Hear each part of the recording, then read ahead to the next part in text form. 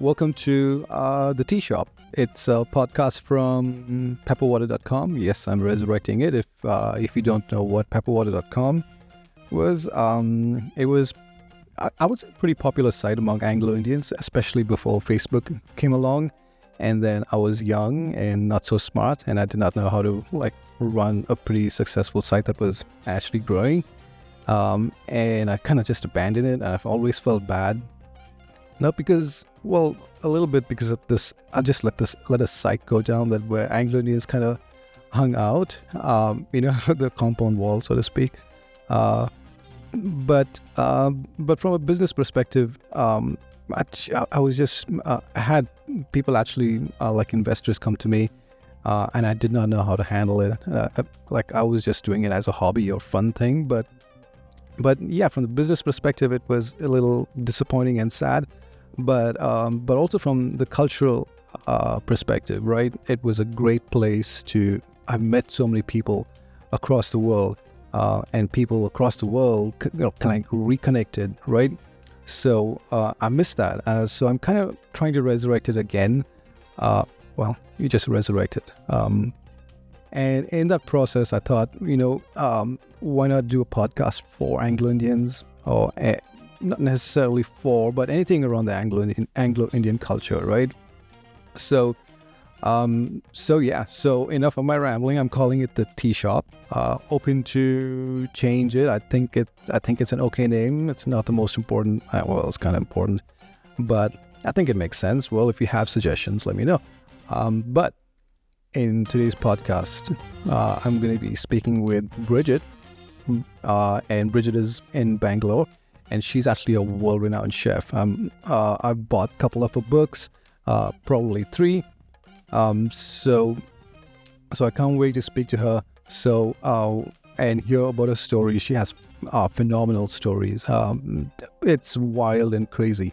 Trust me. So welcome, Bridget. I want to know all about you. So let's start from the beginning. Tell me about little Bridget growing up in Bangalore. So I grew up in Kola Goldfields, which is a gold mining town in erstwhile Mysore state, which is now Karnataka in South India. So this was a mining company from Cornwall, which owned the mines. And my ancestors, 4 generations before me, came in with the company from Cornwall. So they were basically miners from Cornwall, and they came along with the company. They were tin miners in Cornwall, but the coal concessionaires who had the mining rights in Kola Goldfields, it was not Kola Goldfield at that time, it was just Kola. They invited this gold mining company to come and set up and mine for gold in KGF. So that's how my family of miners came in and settled in Kola Goldfields. So we have around 4 generations in the cemetery in Kola Goldfields. 4 generations? That's crazy. Yeah. All great-grandfather and great-grandmother, and then their children, and my parents, and all of them are there. Now at present, no one is in KGF because the older generation have all passed on, and everyone else have migrated away to Australia and to UK and Canada. And I'm the only one left in India now, actually, because even my brother is no more. So, Bridget, how was it growing up in KGF back then?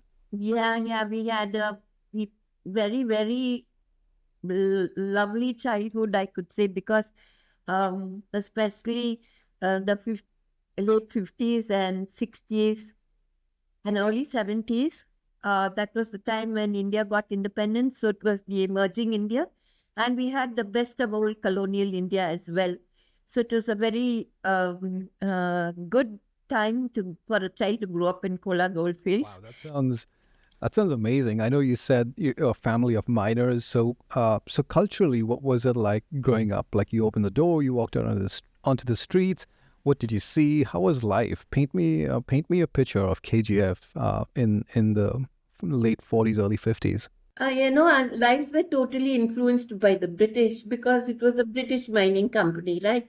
So there was no dearth of any English ingredient or foodstuff or anything that was lacking in Kola Goldfields. We had these huge stores like Spencer's and English Warehouse. So they imported all this. So we had Coleman's mustard when we were young. We had uh, Quaker's porridge. We had everything, whatever you could think of.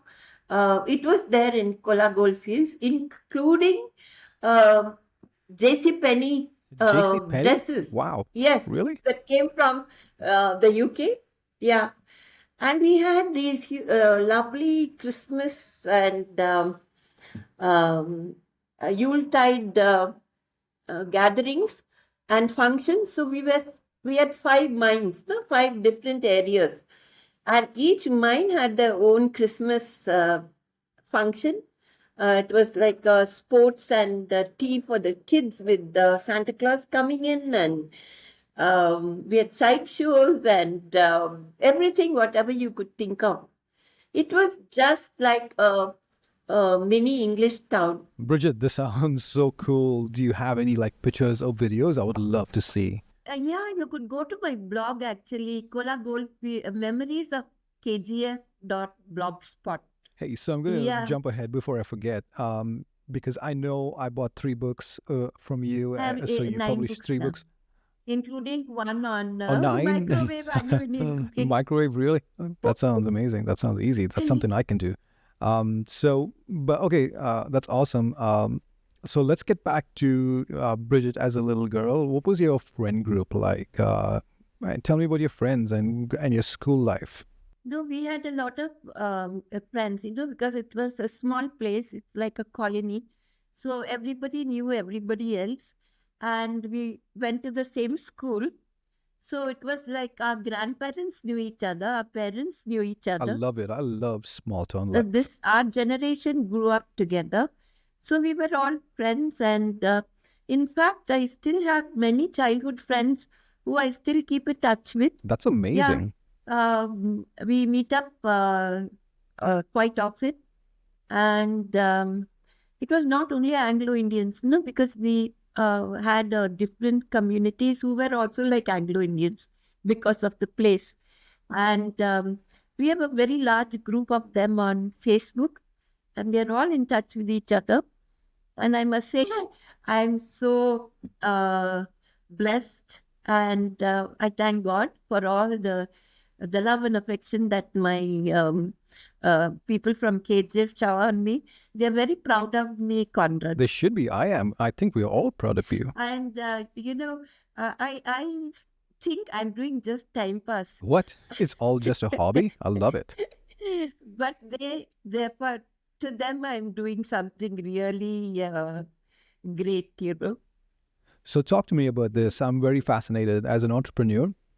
I think your story is really, and I don't mean this lightly. It's really inspirational because you took your hobby and your smile and Yeah. you managed to turn it into a business, not maybe intentionally even, but you just kept doing something you loved without thinking about like how am I going to conquer the world with my business, but you just keep doing what you love.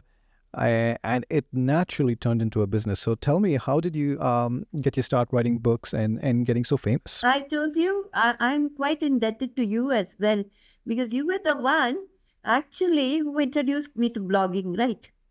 My very first blog was on pepperwater.com, and you were the one who guided me step by step how to post recipes, how to post the photographs. So I always remember you. Oh, Bridget, you're too Yeah. kind. But if I played any small part in your success, it makes me very happy. I am really happy for you. And from there, of course, I went on to Blogger, and now I have my own website, and I mean, quite nice. And as I said, the internet is God's gift to me. Without that, I would not have been able to create this awareness about, because Facebook and all is just recent. I mean, we started blogging right from 2004, right? I'm so bad with dates, but if you say 2004, I 2004. believe you. Yeah. You're right. You were the one who put me in the way. So what's your earliest memory with food? Did you help your mom cook in the kitchen when you were growing up? What was your favorite thing to cook? Yeah. My dad never came to the kitchen. In those days, the fathers or the husbands were they were the kings of the house. Yeah, they didn't come to the kitchen or anything. And in fact, we had very good domestic helpers in KGF, uh, uh, quite a few of them, and they were all good cooks. But my mother would always be there, even though they were cooking. She was the one who was guiding Yeah, them, for sure, for sure. Yeah. and she would take over at a point when she felt that her touch was needed. So I mean, we used to help her in the sense, of course, we were more a hindrance, I think, than a help, wanting to mince the meat and you know, watch the spirals come out of the mincer. All that. I mean, those were some things that always keep coming back in my mind. But I actually started cooking only after I got married. And then I didn't know anything. It was my husband who taught me how to strain rice. Yeah. Oh, really? That's a very surprising plot twist. Yeah. And used to make the most fantastic mutton curry. And of course, then it was just that I was working in the bank. So I had to cook before leaving home. And my daughter had to go to school. And it was only after I took voluntary retirement from Canara Bank in the year 2000. Yeah, I thought I would just enjoy my retired life. But I was totally at a loose end in 2 weeks' Yeah, time. me too. Like 2 weeks is too long a break. I'd be bored to death. Okay, what do I do now? So then, my daughter went to study in the UK. Uh, I wrote a recipe book for her.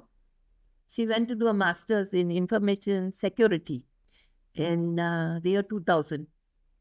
So I wrote a book for her, and that was very useful to a lot of her friends as well. So then I said, since I'm writing a recipe book for her, why don't I document all whatever recipes that we have?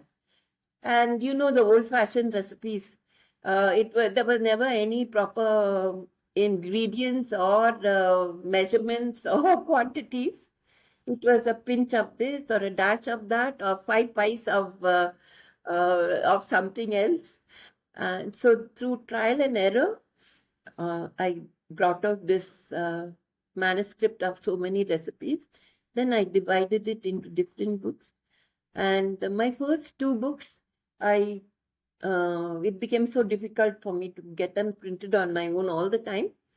So I combined them and made them into one book. And that won the Gourmand Cookbook Awards in 2012 What? That's amazing. as the That's best awesome. I love it. culinary history book. Then subsequently, I brought out one book on bakes, one on different things. And then during COVID, I experimented with microwave cooking because I was alone at home and nothing else to do. Again, this was this thing. Then, of course, there's one book only on eggs and one on vegetarian Anglo-Indian dishes. Then, what else? Tea time treats. And then for children, I brought out a book, Cooking Without Fire. Really? That's a really great idea, Yeah, actually. for kids. Yeah. Brilliant. And my most recent book was last year, Nostalgic Anglo-Indian Comfort Food, where I capitalized on nostalgia and comfort food and, food that gives us happiness. So that book is interspersed with the memories of my childhood in KGF. Again, I entered the competition, and believe me, it was chosen among the top 4 in the world under this nostalgia Yeah, category. look at you just turning your hobby into like world award-winning books. Yeah, Who does that? That's amazing. That's insane. yeah. See, and we must not, what should I say? What makes you happy, you have to do. Yeah, absolutely. Yeah, 100%. because you don't think that something is hard or whatever. I mean, at age 72, I'm quite versatile, I think, on my computer. Yes, you are. Look at you doing a podcast, right? So I'm really, really, really, really interested in hearing about your time. You lived in a very fascinating period. You experienced post and pre-independence. So we don't hear a lot of stories about those two time periods and then the transition. So I'd love to hear. Tell me about your experience, pre-independence, transition, post-independence. What was it like? I mean, as I told you, we lived in KGF, so things went on. It was only in 1956 that the government took over the gold mining company and nationalized it. And then, the social landscape of KGF changed. Before, it was very, like, it was just something ordinary to see Britishers and Germans, Irish, walking on the road in KGF, and I mean Anglo Indians, and we interacting with them, and we all again we went to the same school because at that time there was only one convent, no, one English medium school, and even to college we had only one college at the time, so we automatically went from school to college, and there was no hierarchy. The managing director's son would sit beside the sweeper's son, sort of, So it was KJAP was such. It was a multicultural society, and we had no hang-ups about anything. But post the government taking over, then we had a lot of new faces in KGF. And it was so quite sad to see that all of them going away. They, the more than anything, the helpers were in So tears I can imagine, every time a yeah, family left. relationships built over time, right? And then there was an exodus also from KGF of Anglo Indians. I didn't know. I mean, they thought that things would change after independence. So they also started leaving the place, going away to England. First it was all England, then few of them went to Canada, and the rest went to Australia. Even my own family did that. So do you have any family still in KGF or in the Bangalore area? No, they're all in the cemetery convent. So I go and visit them once a year. No. So do you get to travel to KGF much these days? No, it's I go quite often Okay. because it's not very far from Bangalore. Cool. And what about the cemetery, like the headstones? How far back do the dates go? It must be some crazy number, right? 4 generations? That's crazy. Wow. Oh my God, must be early 1800s. No, that's so cool. The Yeah. history, right? I love it. What about heirlooms? Because when I go back home, I always take out these family heirlooms that was handed down from grandmother to grandmother to grandmother. And it's so beautiful to just look at, because it is beautiful. Then too, like it has a rich history, right? Like so many people have touched it, seen it. Somebody, great grandparents probably bought it from a store. It was probably made by, imported from England, right, or something like that. And they thought it was just a boring piece, and they probably just used it. They probably broke a bunch, but it survived, and now it's here. It's almost like a dinosaur of a tea set, right? Those kinds of things fascinate me. So, what do you have? Like, do you have any heirlooms that's like super old, especially with your 4 generations you can track down? You must have some interesting stuff. Yeah, I do. The blue dinner set with the will-o'-the-wisp pattern. Yeah, yeah. That's more than 120 or No, 130 years old. crazy.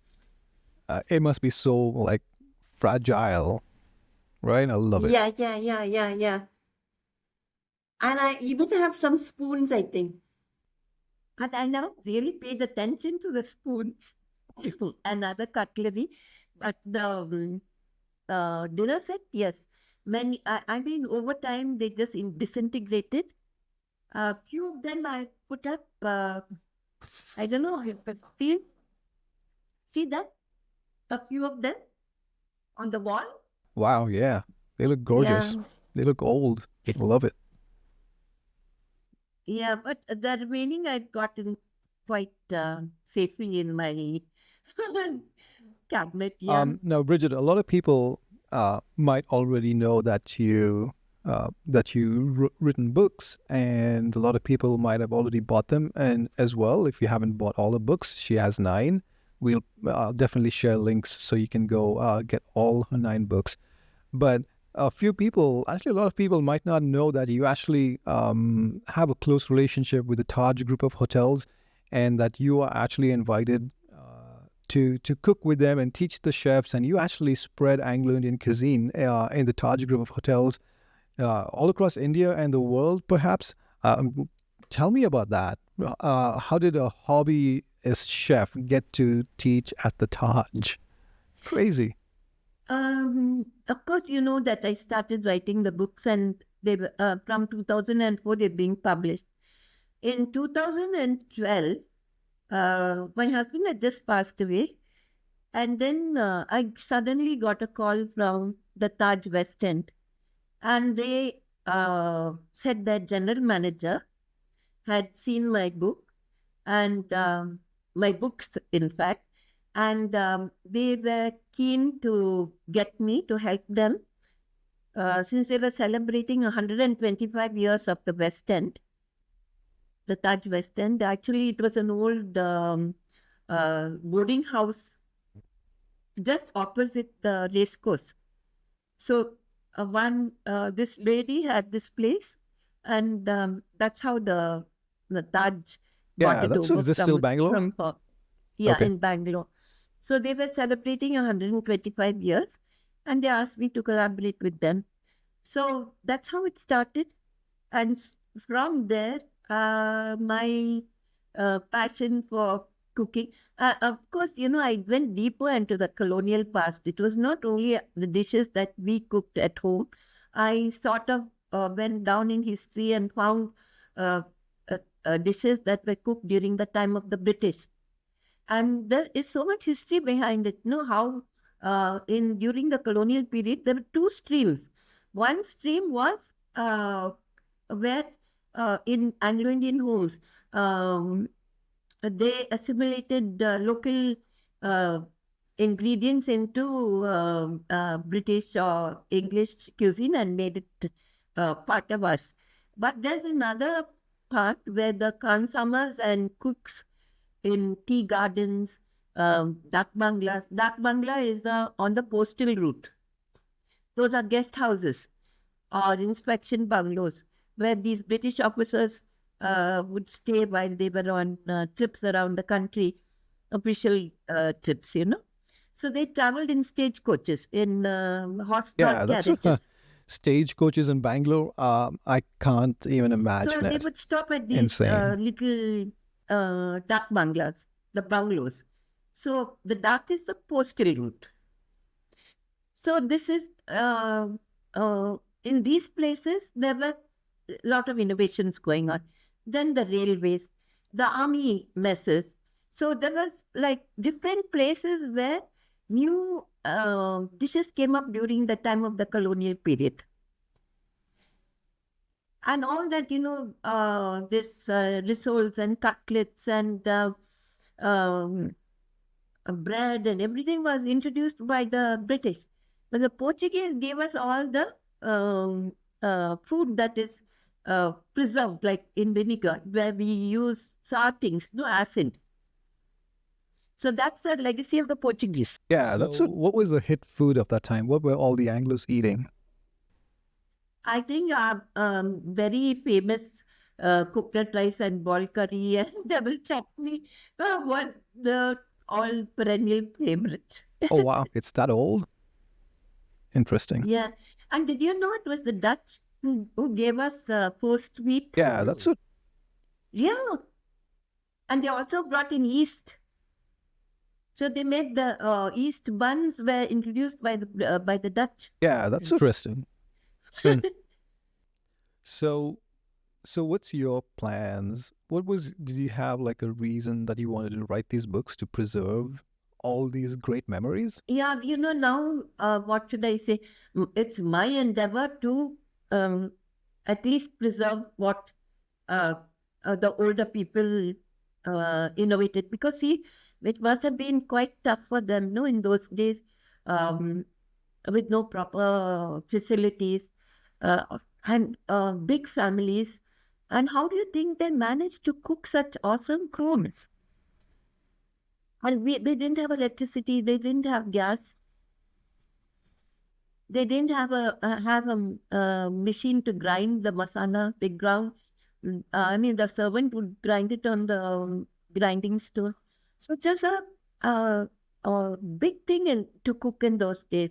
So it's my endeavor actually to preserve that part of the cuisine. But now, what is happening? A lot of regional influences and local influences have come into food, and people are forgetting the very names of the Yeah, dishes. that's so true. Like there was this dish that I read in one of your books, a railway mutton curry. Honestly, I'm not sure if I even heard about that, or maybe I just forgot because I'm so removed, uh, Yeah, yeah, from that kind of yeah, food. But it felt yeah, like I was hearing about it for the first time, and then I kept hearing about it from other people as well. So I think that's an old thing, or at least it had an old name that that's probably lost. Like I'm not sure how many people are making like railway mutton curry, or like forget seeing it in a restaurant, yeah. right? Each Yeah. each dish has got a history behind it. So which other hotels are you involved with? Do you like travel around? I'm sure you do. Yeah. I know I've been to the Oberoi, all the Taraj group. I consult in all their hotels. Whenever there's um, what should I say, a food promotion event or whatever, they ask me to come over. So I do a lot of work with all the Taj hotels. Then at the Oberoi, the JW Marriott, the Raj Mahal Palace in Jaipur. Princess Diana stayed there. Yeah. Wow. That's interesting. So have you like cooked for like famous people Veer that you can Sangvi, share? Veer Sangvi, and uh, the editor of the Tatler magazine. Yeah. For Priyanka Gandhi and her husband. And where was this? This was in Rajasthan at the Cool. tiger camp in Ranthambore. And what did you Yeah. cook for Priyanka? Because they were going on safari, right? So they wanted tiffin items, things that they could pack. So I made little pies and tarts, things like finger food. Yeah. So I mean, I made pies with the Vindaloo ingredients. So it was like a fusion. Amazing. So do you travel out of the country and do anything? I do a lot of work in Singapore. Cool. Who's Yeah. in Singapore? My daughter. I'm actually half the year in Singapore and now I live half the year in Bangalore. So when you visit Singapore and you stay with your daughter, do you like do all the cooking and kick her out of the kitchen and she gets to enjoy mom's food? No, we have a lovely helper over there. She doesn't allow me to come into the kitchen. Oh, Right? oh, really? That's cool. Yeah, So, so no, you cook from like microwave. You have microwave recipes, you have vegetarian yeah. recipes, and all sorts of things. But what's your favorite thing to cook, or what's your favorite ingredient to use in the kitchen? I like cooking chicken in different ways. Yeah, I make a roast or a stew or curries using different masalas. Of course, all Anglo-Indian only. And my most favorite among everything else is a mutton pepper fry. Oh my God, my mouth's watering already. That sounds amazing. And what about desserts? What about sweets? Do you like to cook a lot of those? What should I say? I like trifle pudding because you've got 4 layers of awesomeness in it. That sounds delicious. I have a sweet tooth, to my own detriment. But is that in, where can I find that recipe? Did you publish that? Is it? Yeah. Oh, Yeah. cool. It's in, I think, the red one, collection of simple Anglo-Indian recipes. Yeah, of course. I'm going to buy that book now. It's also there in the festive hamper. Cool. Yeah. So, what is a trifle pudding anyway? So you've got 4 layers. One is your cake, then you have your custard, your jelly, your cream, your fruit. Boy, that sounds so good, but it also sounds like it has so much of sugar. No, you can cut down on the sugar. You need not add sugar because the cream is good, if you use thick cream. Yeah. So, Bridget, apart from being a cook, a stellar cook, a world-renowned chef, and an award-winning author, what else do you like to do that's a hobby that you're turning into a business? Oh, I love doing needlework. I mean, not needlework, not stitching, but I love knitting and crochet. It gives good exercise for the hands. And I make actually comfort pillows, and I've been giving all my friends for their children and grandchildren. Yeah, make faces and all that like little cats. Where do you find the time to do all of this? No, nothing to do. I'm alone, so I have to keep busy. Wait, is this like another business that you started off as a hobby? Do you sell this stuff on Amazon or something? No, I don't sell. I just make and I just give them away. Yeah. Are you planning on another book for 2024? I have no plans of bringing out another book just yet because I'm out of ideas. And now everybody just watch videos. I have a YouTube channel. Again, Bridget White Anglo-Indian Recipes. Yeah, I follow you on YouTube. How often do you publish YouTube videos generally? Now, since of late last 1 month, I haven't posted anything. But yeah, quite a lot of followers. Yeah. And mine is just very amateur, no, because I do it myself. And that's what I love about you, Bridget, that you love something and you just do it. You don't wait for someone else to edit, or you don't write. You don't care for perfection. Like done is having a video out and editing it in amateur home style way is better than waiting for 2 years to learn or hire somebody to do it. That can-do attitude, I love it. I mean, it's just something that makes me happy, so I'm doing it. How about grandchildren? I know you mentioned you have a daughter in Singapore that you visit. Do you have grandchildren over there? I have 2 grandchildren, 2 granddaughters. Yes, one is 16 and one is 10. Have you ever thought about like opening a school so you can teach? Maybe not an official college or whatnot, like a certificate, but just opening up your space to just teach people who want to learn how to cook. Have you thought about that? Because I have a daughter who loves to cook, and I wish we had a resource like you over here where I can send her like, okay, go learn with Bridget, spend a couple of days or weeks in your summer and learn how to cook this awesome food. No, actually, I do conduct classes. Oh, of course you do. Yeah, Really? yeah. People come.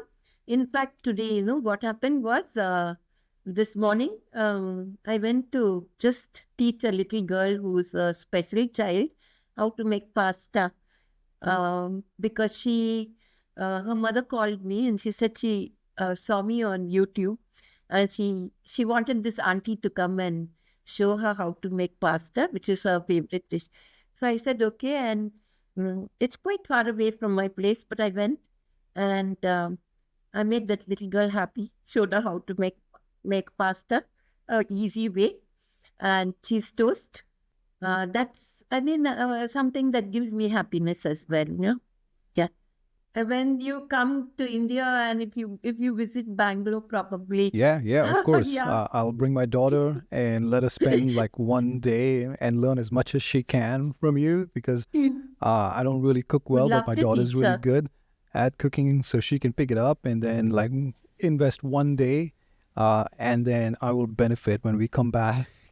Because she loves to cook, and I will benefit. So she'll cook all maybe the railway mutton curry and the trifle and all that stuff. That would be, yeah, that would be great. Well, Bridget, I really am so thankful that you decided to take me up on this offer and do a podcast with me. I really enjoyed learning about all the great things, like the stage coaches in Bangalore, like blew my mind.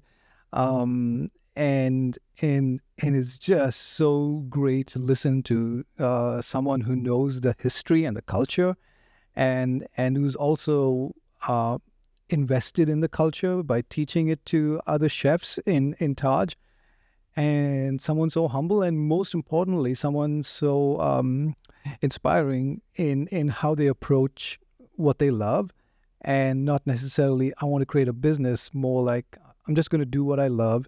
And that kind of blossomed into so many outlets, right? So the community is really glad to have you. We're so proud, and if you ever write a 10th book, let us know. Let me know. Thank you, Conrad. And for anybody listening up till here, all the links to Bridget's Amazon and her books. Well, she doesn't sell her needlework just yet, but everything. And you can follow her on YouTube and go check out her blogger links to see the to see the pictures and the videos. I'm going to check out. I really want to see stagecoaches in KGF because that's mind blowing. But yes, thank you, Bridget. Thank you so much. Such a pleasure that I was able to connect with you. And I'm always thankful to you. As I said, you were the one who put me in the way to blog.